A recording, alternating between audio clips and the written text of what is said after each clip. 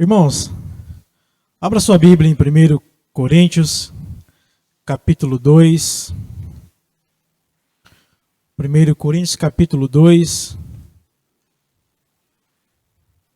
Hoje nós vamos falar sobre a gloriosa mensagem do Evangelho. E o nosso texto base para a mensagem de hoje é 1 Coríntios, capítulo 2, do versículo 1 ao versículo 16, do versículo 1 ao versículo 16. Eu não vou ler agora, a gente vai lendo conforme o decorrer da mensagem. Amém? Paulo ele escreve esta carta aos irmãos de Corinto, né? E a cidade de Corinto era um dos mais importantes centros da filosofia grega. Corinto era também um dos maiores centros da vida licenciosa do primeiro século.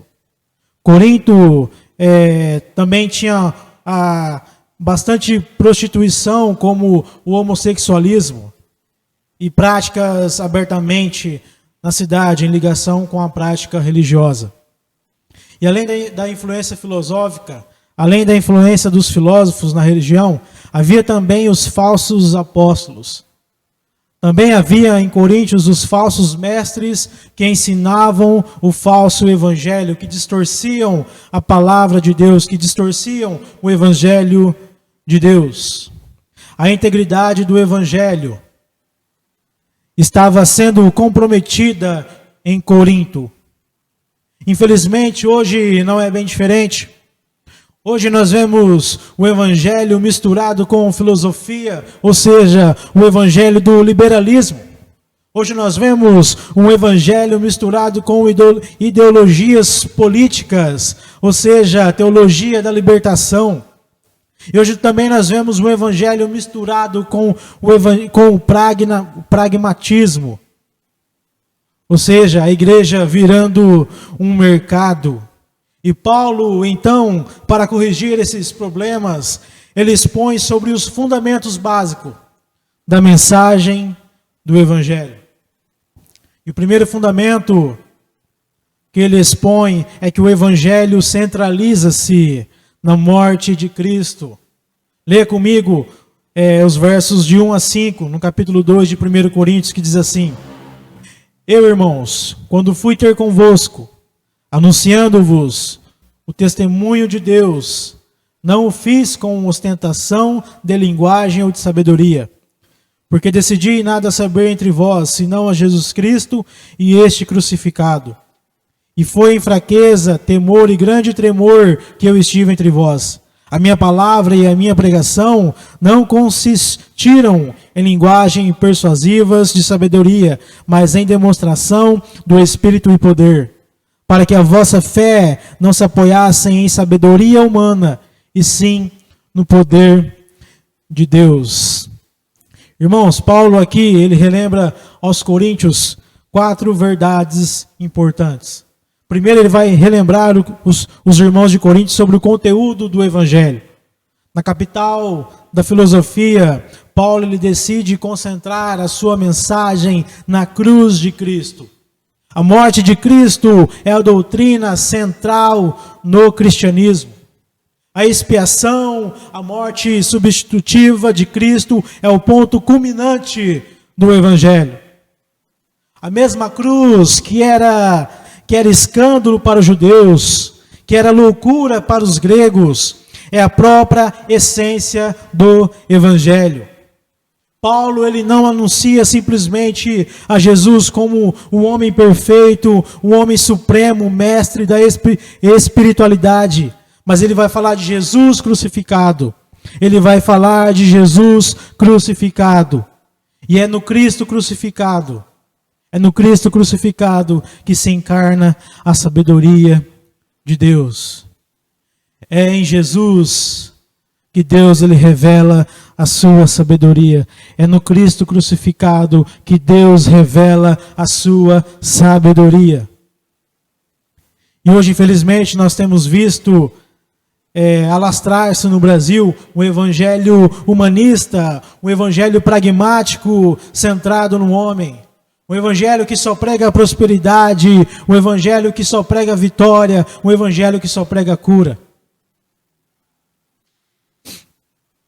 Mas Paulo, ele não foi a Coríntio criar um fã-clube buscando a glória para si mesmo. Paulo, ele não foi lá para agradar as pessoas. Paulo vai a Corinto para anunciar o testemunho de Deus. Ou seja, ele foi a Corinto, ele mandou essa mensagem aos irmãos de Corinto para falar do evangelho de Deus. E Paulo, ele toma uma decisão firme em seu ministério. Paulo, ele não tem outro tema, outro assunto, outra paixão a não ser Cristo. Ele não tem outra paixão a não ser o nosso Senhor Jesus Cristo. Cristo é tudo na vida de Paulo. Cristo é tudo na nossa vida. Cristo é tudo em todos. Muitos pregadores, infelizmente, engrandecem-se a si mesmo, os seus dons de tal maneira, de tal forma, que não podemos ver a Jesus. Mas nós devemos gloriar apenas na cruz de Cristo. Nós devemos glorificar apenas Jesus Cristo. E embora Paulo fosse um apóstolo, ele veio a Corinto sem presunção. Ele veio com humildade, sabendo da sublimidade do seu ministério e da grandeza da sua mensagem, que é o Evangelho de Deus. E Paulo, ele dependia somente do poder do Espírito.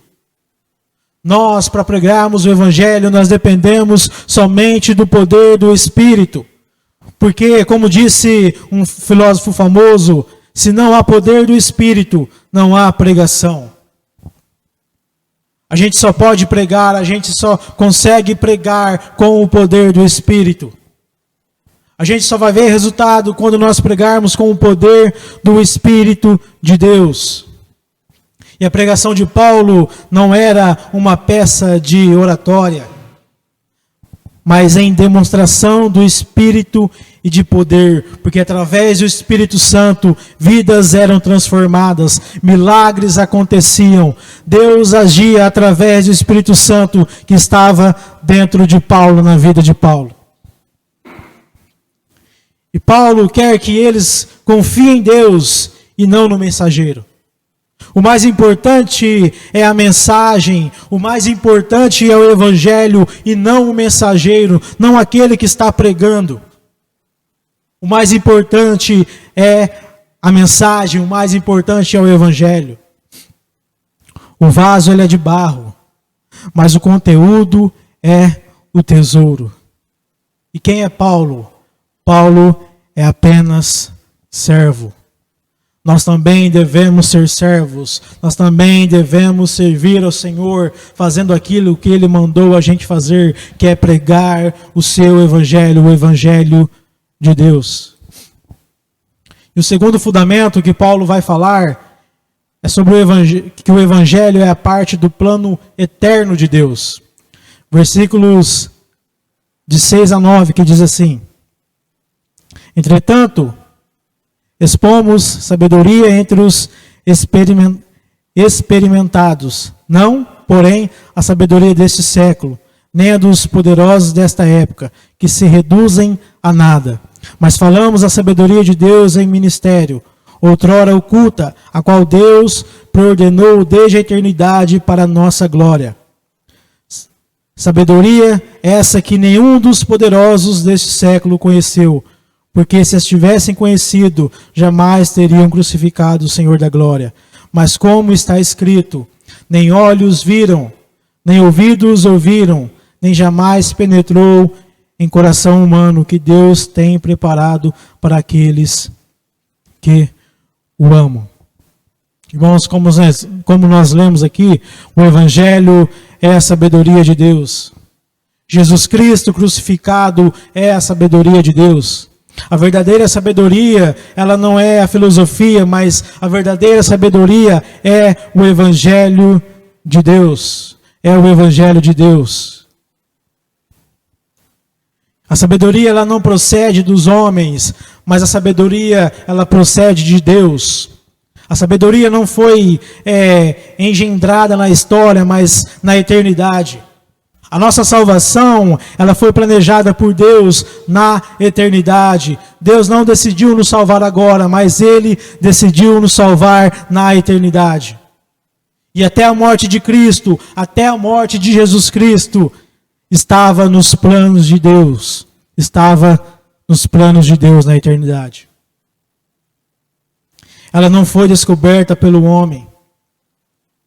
Ela não foi descoberta pelo homem, mas ela foi revelada por Deus. O conhecimento de Deus não é adquirido por investigação humana. Nós não conseguimos conhecer a Deus. Nós não conseguimos conhecer a sabedoria de Deus. Mas Deus revelou a sua sabedoria. Deus, Ele revelou a sua vontade. Como disse Calvino, só conhecemos a Deus porque Ele se revelou. Ele se revelou. E o propósito, meus irmãos, dessa sabedoria não é apenas a glória de Deus, mas também a glória dos remidos. O plano de Deus sempre era a sua glória, era focar em sua glória, mas também culminará em nossa glória, na nossa completa redenção que está em Cristo Jesus. Mas, meus irmãos, essa sabedoria, ela está escondida das pessoas não regeneradas. Esse evangelho, esse conhecimento está escondido das pessoas que não são de Deus, que não pertencem a Deus. Os governantes de Roma, as autoridades judaicas, eles não sabiam de fato quem era Jesus. Eles não conheciam os planos de Deus, eles não conheciam a sabedoria de Deus, porque se eles soubessem, eles jamais o teriam crucificado. Por causa da ignorância espiritual, eles crucificaram o nosso Senhor, eles crucificaram o Senhor da glória. Mas isso estava no plano de Deus. Jesus foi crucificado em nosso lugar e Deus preparou para nós o que nenhum olho viu, nem ouvido ouviu. E Paulo vai falar sobre os dons da verdadeira sabedoria, o que a percepção humana não pode alcançar. Deus, Ele revelou pelo seu Espírito. Deus, Ele revelou através do seu Espírito Santo. Deus, Ele prometeu essas coisas maravilhosas para a nossa glória.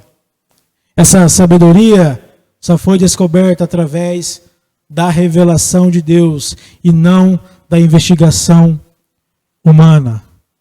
Nós só conhecemos a sabedoria de Deus porque Ele quis revelar a sua sabedoria. Os céus, meus irmãos, as bem-aventuranças eternas, estão para além da percepção e descrição humanas. Elas foram preparadas por Deus para aqueles que o amam.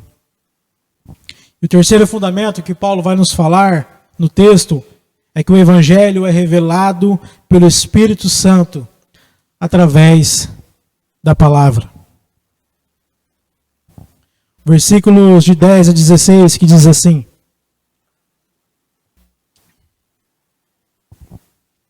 Mas Deus nos revelou pelo Espírito, porque o Espírito a todas as coisas perscruta, até mesmo as profundezas de Deus. Porque qual dos homens sabe as coisas do homem, senão o seu próprio Espírito que nele está? Assim também as coisas de Deus, ninguém as conhece, senão o Espírito de Deus. Ora, nós não temos recebido o Espírito do mundo, e sim o Espírito que vem de Deus, para que conheçamos o que por Deus nos foi dado gratuitamente. Disto também falamos, não em palavras ensinadas pela sabedoria humana, mas ensinadas pelo Espírito, conferindo coisas espirituais com espirituais. Ora, o homem natural não aceita as coisas do Espírito de Deus, porque eles são loucuras, e não pode entendê-las, porque elas se discernem espiritualmente. Porém, o homem espiritual julga todas as coisas, mas ele mesmo não é julgado por ninguém. Pois quem conheceu a mente do Senhor, que o possa instruir. Nós, porém, temos a mente de Cristo. Meus irmãos, a nossa salvação, ela envolve a Trindade. Ninguém pode ser salvo a não ser pela graça eletiva de Deus. Ninguém pode ser salvo pela morte substitutiva de Cristo. Ninguém pode ser salvo a não ser pela ação do Espírito Santo. E Paulo ele destaca 4 importantes ministérios do Espírito Santo neste capítulo. O primeiro ministério é que o Espírito Santo, o Espírito de Deus, ele habita em nós, ele habita nos crentes. No momento que você crê em Cristo, no momento que eu e você cremos em Cristo, o Espírito Santo entra no nosso coração, no nosso corpo, e ele faz o nosso corpo um templo da sua habitação. O Espírito Santo, o Espírito de Deus, ele nos batiza, ele nos sela, e o Espírito Santo, ele permanecerá conosco para todo o sempre. Como nós lemos no texto, nós não recebemos o Espírito do mundo, nós não recebemos a sabedoria deste século, nós não recebemos o espírito de escravidão, nós não recebemos o espírito do medo, mas nós recebemos o Espírito de Deus, o Espírito que é o próprio Deus. E o segundo ministério do Espírito Santo é que ele sonda os crentes e as coisas profundas de Deus. Eu não posso conhecer as coisas profundas de Deus. Eu não posso conhecer a sua vida, eu não posso conhecer os seus atributos, eu não posso conhecer os propósitos, eu não posso conhecer os dons de Deus sem ter o Espírito Santo. A gente não pode conhecer a Deus sem ter o Espírito de Deus. Ninguém pode realmente saber o que passa no interior de um homem. Ninguém, exceto o espírito desse homem, desse mesmo homem. De fora, os outros homens podem apenas fazer conjecturas, de outro homem, de outra pessoa. De igual maneira, Paulo raciocina que ninguém de fora de Deus, ninguém sem o Espírito de Deus pode conhecer a Deus. Só o Espírito Santo, que é de Deus, conhece a Deus plenamente e revela a Deus para nós através da sua palavra. E o terceiro ministério do Espírito Santo é que o Espírito Santo nos ensina. O Espírito Santo ensina os crentes. Jesus ele prometeu que o Espírito Santo nos ensinaria. Jesus prometeu que o Espírito Santo nos guiaria. E ele nos ensina através da palavra. Nós aprendemos sobre Deus, sobre as coisas de Deus, através da palavra de Deus. E o Espírito Santo vai nos ajudando conforme nós lemos e estudamos a palavra de Deus. O Espírito Santo nos ensina, levando-nos a comparar coisas espirituais com espirituais. A Bíblia interpreta a Bíblia.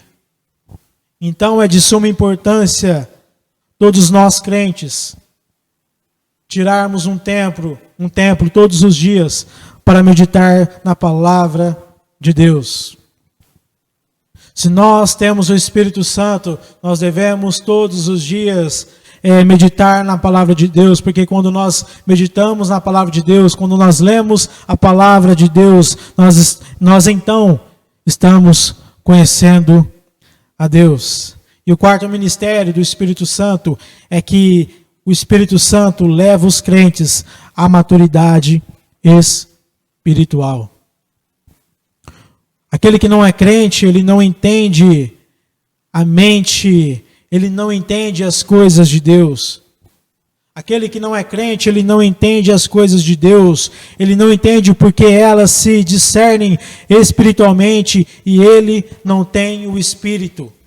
Aquele que não tem o Espírito de Deus nunca irá entender as coisas de Deus. Na verdade, o que o mundo aplaude, o reino de Deus rejeita. Aquilo que o mundo faz, aquilo que é agradável ao mundo, é desagradável a Deus. Aquilo que o mundo aplaude, o reino de Deus rejeita. E o crente julga todas as coisas. O crente julga a vida espiritual e a sabedoria humana. O homem espiritual entende as coisas do homem e o homem espiritual ele também entende as coisas de Deus. O homem espiritual ele julga tanto as coisas humanas como as coisas divinas. Ele tem a mente de Cristo, pois ele discerne as coisas de Deus. Rejeitar o Evangelho, meus irmãos, é rejeitar a sabedoria de Deus. Rejeitar a Cristo crucificado é rejeitar a sabedoria de Deus. E nós, eu e você, nós temos a cruz de Cristo, nós temos a mente de Cristo, porque nós aceitamos e proclamamos a sabedoria de Deus. Nós proclamamos e aceitamos a cruz de Cristo. E é por isso que nós temos a mente de Cristo. Nós cremos em Deus, nós entendemos as coisas de Deus, porque o Espírito Santo está dentro de nós.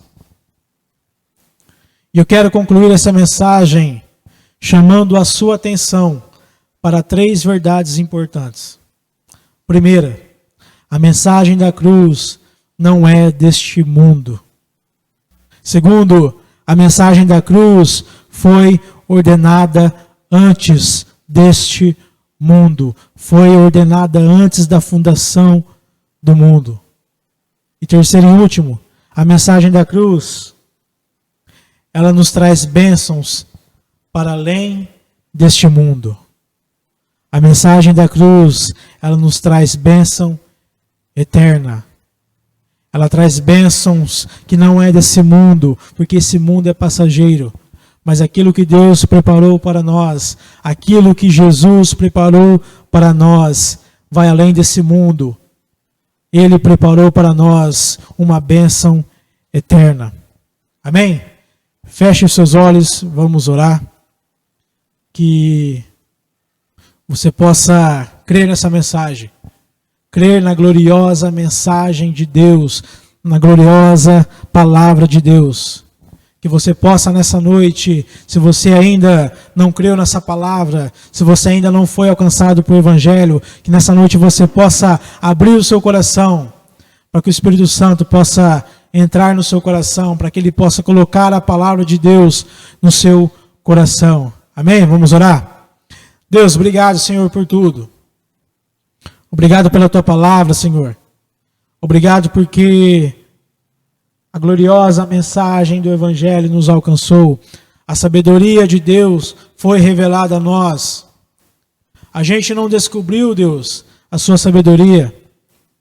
A gente não descobriu o Senhor, não, mas foi o Senhor que se revelou. O Senhor revelou a sua sabedoria em nossas vidas. E hoje nós conhecemos o Senhor, porque o Senhor nos deu o Espírito Santo. Hoje nós conhecemos o Senhor, porque o teu Espírito habita em cada um de nós. E obrigado, Deus, por esse privilégio. Obrigado porque nós temos essa oportunidade de louvar o Teu nome, de agradecer o Teu nome. Obrigado, Deus, porque nós recebemos o perdão, nós recebemos a redenção em Cristo Jesus, o Seu Filho. Obrigado por tudo, Deus. Obrigado porque mesmo a gente não merecendo, o Senhor nos amou, o Senhor nos alcançou com o Teu poder, com o poder do Evangelho, que é o Evangelho do Senhor, Pai. Obrigado por tudo. Que nós possamos sempre crer na sabedoria do Senhor, meditar na sabedoria do Senhor, meditar nas palavras do Senhor, que nós possamos sempre meditar na Sua palavra, na Bíblia, Deus, em nome de Jesus. E que o Teu Espírito Santo, Deus, possa nos encher cada vez mais. e que nós possamos cada vez mais pregar a Tua palavra, meditar na Tua palavra, que nós possamos cada vez mais amar uns aos outros, porque o Senhor nos amou primeiro. Obrigado por tudo, Deus. Em nome de Jesus, nós oramos e agradecemos. Amém.